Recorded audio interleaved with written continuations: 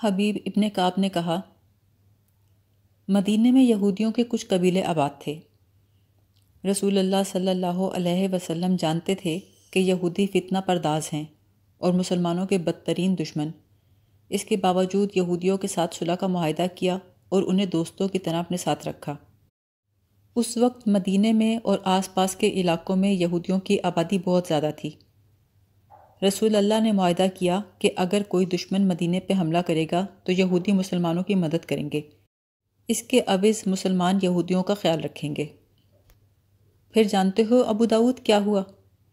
یہودیوں نے درپردہ قریش مکہ سے رابطہ قائم کر لیا۔ رسول اللہ صلی اللہ علیہ وسلم نے دیکھا کہ یہودیوں نے صلح کا معاہدہ توڑ ڈالا ہے تو آپ نے یہودیوں کے خلاف جنگی کارروائی کی اور انہیں مدینہ سے نکال دیا۔ یہودیوں کے اس قبیلے کا نام بنو قینقاع تھا۔ یہودیوں کا دوسرا قبیلہ بنو نذیر تھا۔ چونکہ ان لوگوں نے معاہدہ کا پاس کیا تھا اس لیے انہیں مدینے میں رہنے دیا گیا۔ 2 سال گزرے تھے کہ بنو نذیر کی ذہنیت بھی بے نقاب ہو گئی۔ وہ اس طرح کہ کسی اہم معاملے پر گفت و شنید کرنے کے لیے رسول اللہ حضرت ابو بکر اور حضرت عمر کو لے کر یہودیوں کے سربراہ کے ہاں گئے۔ ابھی آپ وہاں پہنچے تھے کہ کسی نے آپ کو روک کر ایک مکان کی چھت کی طرف اشارہ کیا۔ وہ کسی یہودی کا مکان تھا۔ اس کی چھت پر ایک یہودی عمرو بن حجاج چھپا ہوا بیٹھا تھا۔ اس کے پاس ایک بڑی وزنی بھاری سل پڑی تھی۔ یہودیوں نے اسے یہ کام سونپا تھا کہ جب محمد مکان کے قریب سے گزریں تو سل آپ کے سر پہ گرا دے۔ جب رسول اللہ کو اس سازش کا پتہ چلا تو وہ وہیں سے واپس آ گئے اور یہودیوں کو پیغام بھیجا کہ مدینے سے نکل جاؤ۔ ان میں سے کچھ شام کی طرف چلے گئے اور زیادہ تر خیبر میں جا کر آباد ہو گئے۔ پھر ان یہودیوں نے مکے کے قریش کو مسلمانوں کے خلاف بھڑکانا شروع کر دیا اور کہا کہ اگر مسلمانوں کو مدینے میں ختم نہ کیا گیا تو وہ سب کو ختم کر دیں گے۔ ہم ہی کو دیکھ لو، ہم پشت در پشت سے مدینے میں رہتے آ رہے تھے، اب ہمیں کیسے بے گھر اور بے وطن کر دیا ہے۔ میں اتنی دیر سے یہ سب سنا رہا ہوں ابن داؤد، تم اکتا تو نہیں گئے؟ ابن داؤد بولا، نہیں نہیں، میں تو یہ سب سننا چاہتا ہوں۔ بنت یامین نے کہا، ان سے زیادہ تو مجھے یہ سب سننے کا شوق ہے۔ میں جب اسلام کے کسی دشمن کی بات سنتی ہوں تو میرے تن بدن میں آگ لگ جاتی ہے۔ میں کہتی ہوں کہ ابھی اسے قتل کر دوں۔ حبیب ابن کعب بولا، میرا تو آج دل ہی بھر آیا ہے۔ یہ کوئی پرانی باتیں نہیں، رسول اللہ کے وصال کو ابھی 2 سال کچھ مہینے ہی تو ہوئے ہیں۔ وہ آج بھی مجھے اپنی آنکھوں کے سامنے گھومتے پھرتے، میدان جنگ میں گرجتے برستے، مجاہدین کی قیادت کرتے، سالاروں کو ہدایت دیتے ہوئے نظر آتے ہیں۔ میں ان کے ساتھ خندق کی جنگ میں شریک ہوا تھا۔ تم نے شاید سنا ہو اہل قریش نے 10,000 کا لشکر بھیجا تھا۔ ابن داؤد بولا، ہاں یہ خبر تو میں نے سنی تھی کہ اہل قریش ناکام لوٹے تھے۔ حبیب بولا، ناکام اس لیے لوٹے کہ حضور کے حکم سے مدینے کے ارد گرد ایک خندق کھودی گئی۔ ابو سفیان 10,000 آدمیوں کا لشکر لے کر مدینے کی طرف آیا تھا، لیکن خندق کی وجہ سے آگے نہ بڑھ پایا۔ قریش اور ان کے ساتھ آئے ہوئے دوسرے قبیلوں نے مدینے کو پورے 1 ماہ محاصرے میں رکھا۔ انہوں نے خندق عبور کرنے کی بہت کوشش کی لیکن ناکام رہے۔ حضور نے حکم دیا تھا کہ رات کو خندق کے ساتھ پہرا بھی دیا جائے۔ صرف ایک حصہ ایسا تھا جہاں خندق نہیں تھی۔ دشمن نے اسی طرف سے آگے بڑھنے کی کوشش کی۔ اس جگہ جو لڑائی ہوئی میں شامل تھا۔ تم نے عرب کے مشہور بہادر عمرو بن عبدو کا نام تو سنا ہی ہوگا۔ ابن داؤد بولا، عمرو بن عبدو یہ کہیں وہی بہادر تو نہیں جس کی طاقت کے بارے میں کہا جاتا ہے کہ 500 گھوڑ سواروں کے برابر ہے؟ حبیب بولا، ہاں ابن داؤد، وہ باقی بہت بہادر تھا۔ اس مارکے میں حضرت علی کے ہاتھوں مارا گیا۔ اس نے دعویٰ کیا تھا کہ اسلام کو مدینے میں ہی ختم کر دے گا، لیکن خود ختم ہو گیا۔ مدینے میں ایک کشادہ مکان لے کر عورتوں اور بچوں کو ہم نے اس میں منتقل کر دیا تھا۔ رات کو کسی نے رسول اللہ کی پھپھی صفیہ کو خبر دی کہ اس مکان کے باہر ایک آدمی کو دیکھا گیا ہے جس کے ہاتھ میں برچھی ہے۔ وہ ایک موٹا ڈنڈا لے کر نکلی اور اس آدمی پر عقب سے حملہ کیا۔ ڈنڈا مار کے سر پر اسے ختم کر دیا۔ وہ بنو قریظہ کا آدمی تھا۔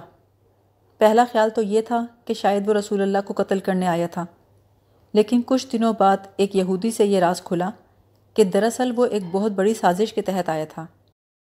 اس کا منصوبہ یہ تھا کہ عورتوں اور بچوں کے اندر گھس کے ان پر برچھیوں سے حملہ کر دے گا۔ ایسی صورت میں شور و غل سن کر ہم سب نے ادھر دوڑنا تھا۔ اس صورتحال میں قبیلہ قریش اور دیگر قبیلوں نے راستہ صاف دیکھ کر حملہ کر دینا تھا، لیکن یہ یہودی پہلے ہی مارا گیا، اس لیے یہ سازش ناکام رہی۔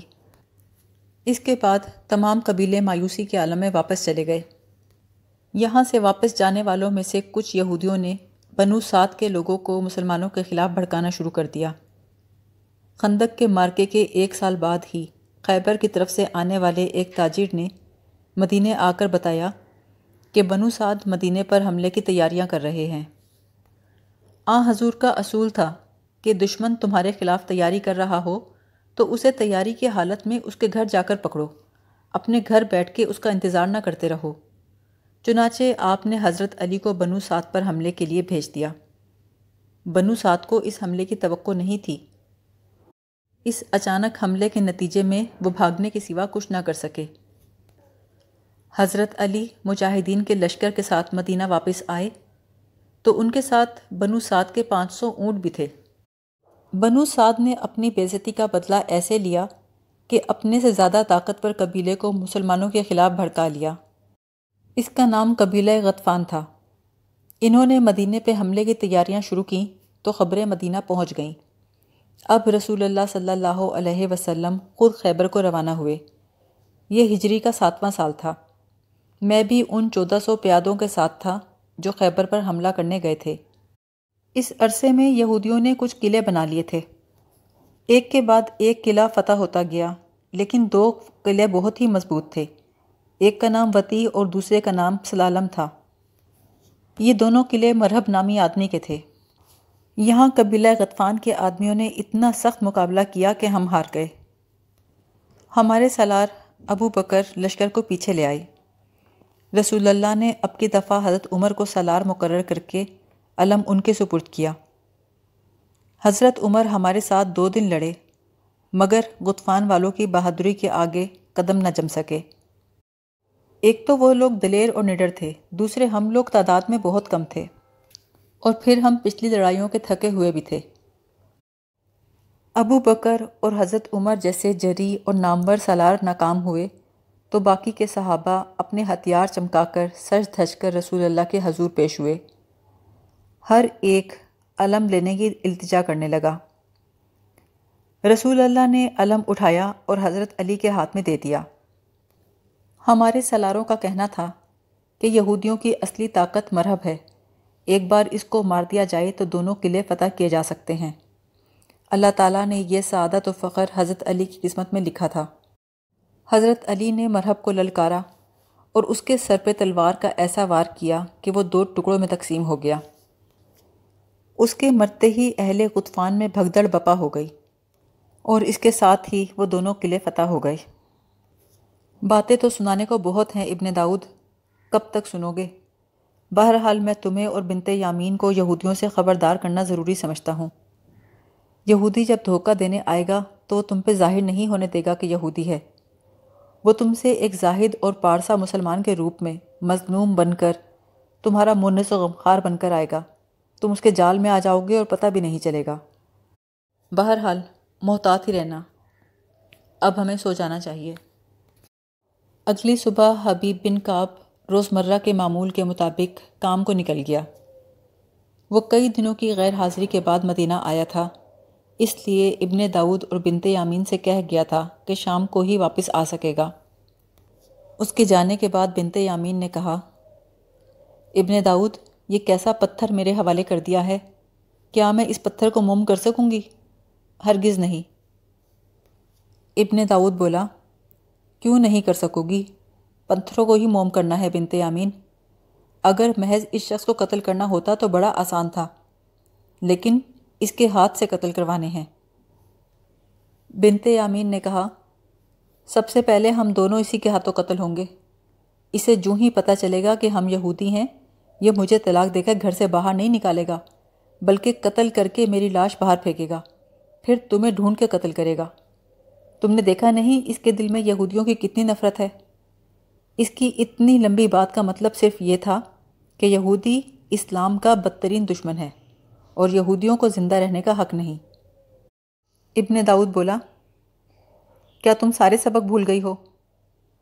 تمہیں بس اپنی اصلیت کو چھپانا ہے اور اسے یقین دلانا ہے کہ تم رسول اللہ کی عاشق ہو اور اسلام کے لیے جل کر راکھ ہونے والا پروانہ ہو۔ بس اسے کسی طرح شیشے میں اتارنے کی کوشش کرو۔ خدا نے تمہیں حسن دیا ہے اور ہم نے تمہیں حسن کے استعمال کے طریقے سکھائے ہیں۔ دیکھو اس کی 2 بیویاں ہیں، ایک تو گاؤں میں بیمار پڑی ہے، دوسری کو تیمارداری کے لیے چھوڑایا ہے۔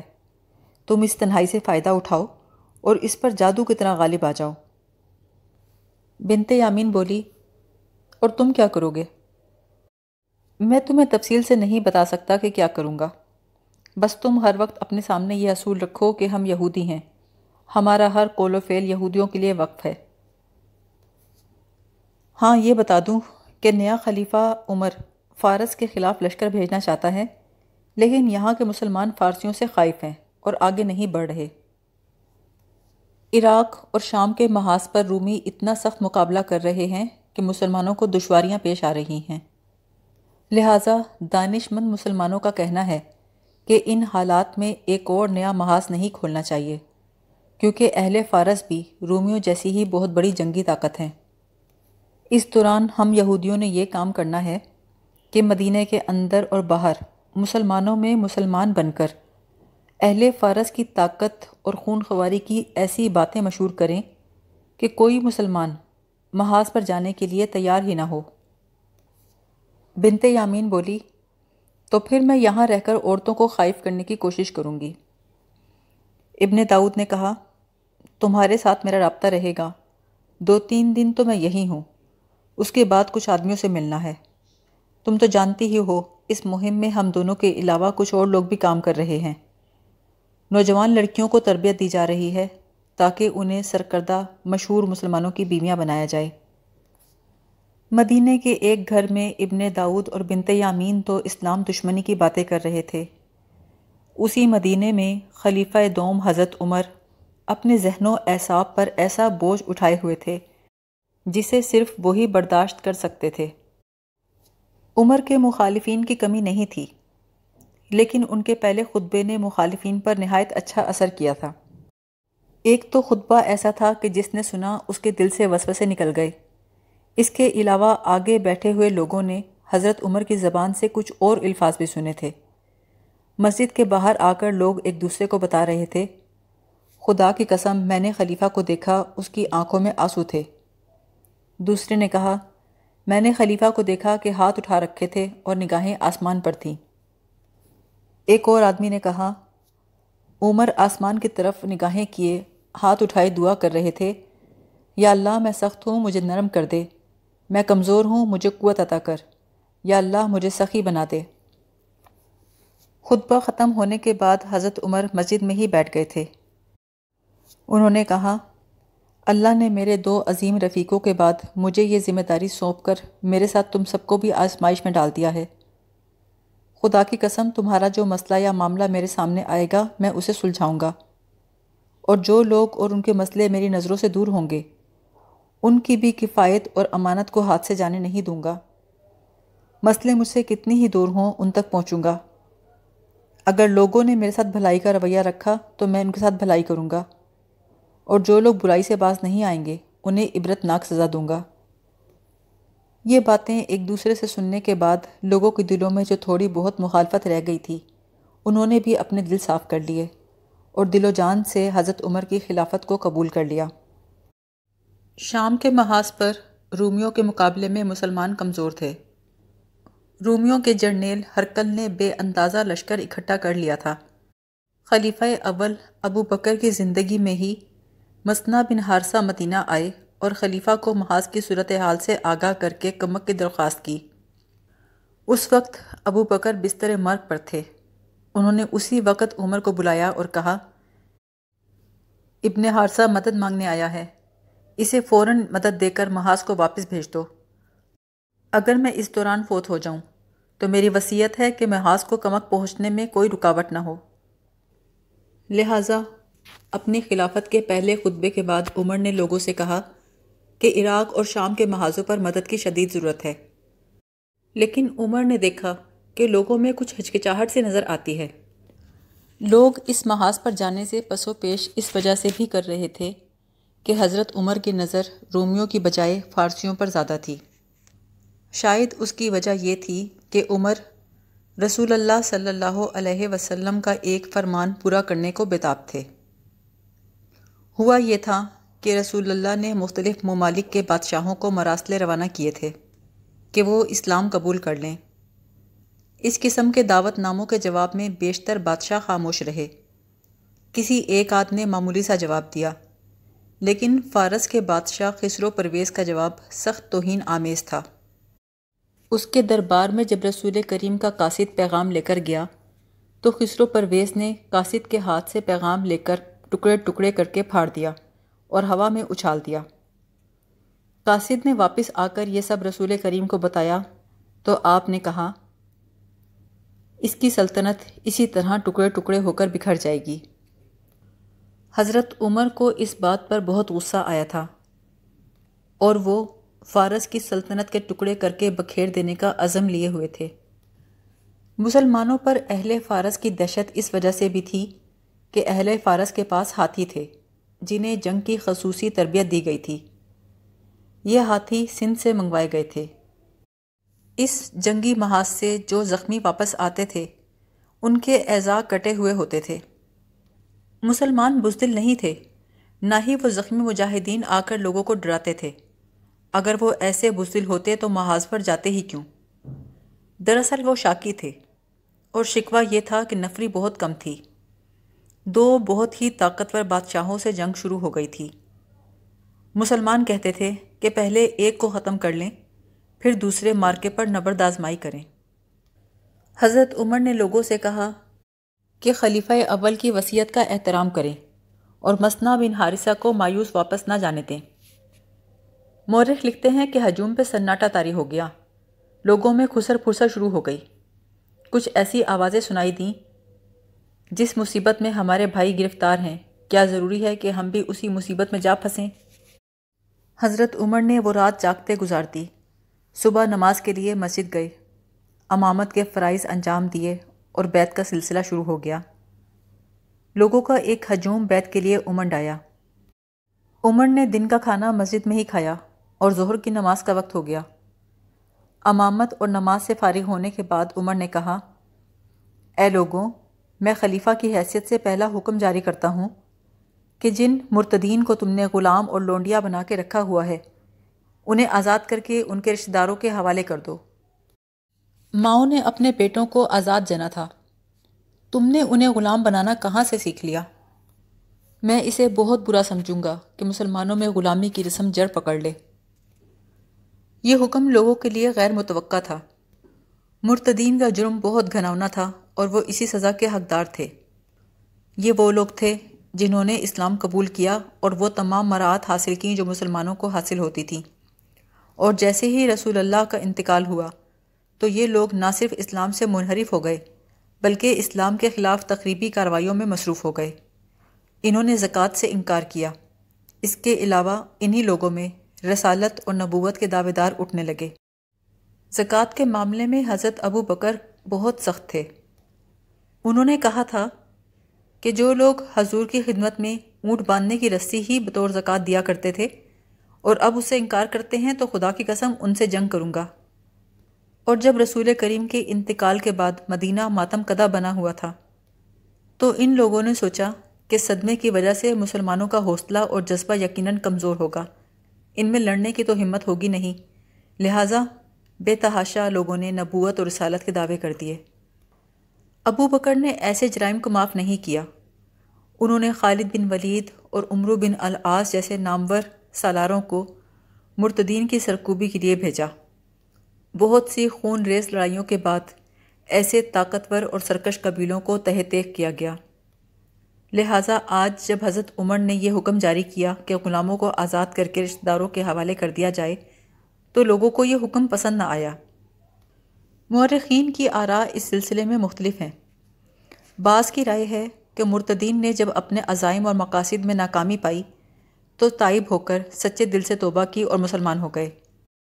کچھ لوگ ایسے بھی تھے کہ جب غلام بنے تو مسلمانوں کے حسن سلوک سے متاثر ہو کر ان کے وفادار ہو گئے۔ حضرت عمر نے جب دیکھا کہ لوگ محاذ پر جانے کے لیے تیار نہیں ہو رہے تو اس توقع پر مرتدین کے غلام آزاد کرنے کا حکم دیا کہ وہ خوش ہوں گے تو ان میں سے جنہوں نے اسلام قبول کر لیا ہے دعوت جہاد قبول کر کے ضرور لڑنے کو جائیں گے۔ لیکن زیادہ تر مبصرین کا یہی خیال ہے کہ حضرت عمر چاہتے تھے کہ مسلمانوں میں غلام رکھنے کی رسم نہ ہو۔ ان کا یہی کہنا تھا کہ اللہ نے انسان کو آزاد پیدا کیا ہے، مسلمانوں میں غلامی کا رواج پکا نہیں ہونا چاہیے۔ مثنہ بن حارثہ نے محسوس کیا کہ لوگ فارس کی جنگی طاقت سے خائف ہیں۔ ان سے رہا نہ گیا، وہ اٹھ کے کھڑے ہوئے اور بولے، اے لوگوں، وہ کون سا فارس ہے جس کا خوف تمہارے دلوں پر بیٹھ گیا ہے؟ کیا تم نہیں جانتے کہ ہم نے فارس کی جنگی طاقت سے ٹکر لی ہے؟ ہم نے اس کی سلطنت کے ایک بہترین حصے پہ قبضہ کر لیا ہے۔ ہم انہیں کئی لڑائیوں میں شکست دے چکے ہیں۔ ہم نے بابل کے کھنڈرات میں فارسیوں کو شکست دی ہے۔ لیکن مشکل یہ پیش آئی ہے کہ فارس کے بادشاہ نے اپنی ہاری ہوئی فوج کے لیے کمک بھیج دی ہے اور ہم کمک سے محروم ہیں۔ کیا تم یہ بھی نہیں کر سکتے کہ جو مجاہدین شہید ہو گئے ہیں ان کی کمی پوری کر دو؟ تمہارے دل اتنے پتھر کیوں ہو گئے ہیں؟ جو اللہ کی راہ میں کفر کے خاتمے کے لیے لڑتے ہوئے زخموں سے چھلنی ہو کر بیکار ہو گئے، ان کی خالی جگہ تم پر کیوں نہیں کرتے؟ نفری کی کمی کی وجہ سے ہم قلعہ بند ہو گئے ہیں، اپنے دفاع میں لڑ سکتے ہیں، قلعے سے نکل کر پیش قدمی نہیں کر سکتے۔ کیا تم اس دن کے انتظار میں ہو جس دن تمہارے بھائی اور بیٹے محاذ سے بھاگ کر آئیں گے اور تمہیں بتائیں گے کہ اپنی ساتھیوں کی لاشیں تڑپتے کراہتے چھوڑ آئے ہیں اور فارسیوں کے گھوڑے تلے ان کی لاشیں لوندی جا رہی ہیں؟ مجمع پر پہلے تو سناٹا طاری ہوا، اس کے بعد لوگوں میں کچھ بے چینی سی پیدا ہوئی۔ حضرت عمر نے کہا، اے ایمان والو، کیا تم حجاز میں ہی بیٹھ جانا چاہتے ہو؟